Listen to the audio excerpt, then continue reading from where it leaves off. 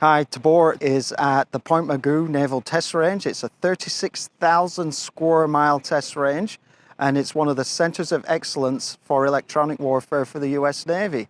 And today we're displaying our drone capability. So let's go inside and take a look at what we've got.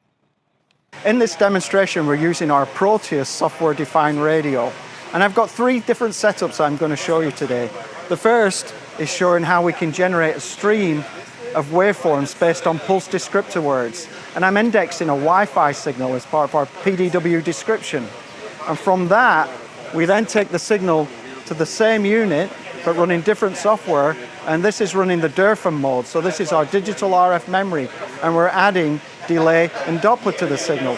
And then finally, we've got this unit here in wideband acquisition mode. So I'm acquiring 2.7 gigahertz of frequency and looking for an illegal carrier. And the illegal carrier is going to be generated by these guys. And once we find it, we then jam it. So we're denying the video link now of the drone.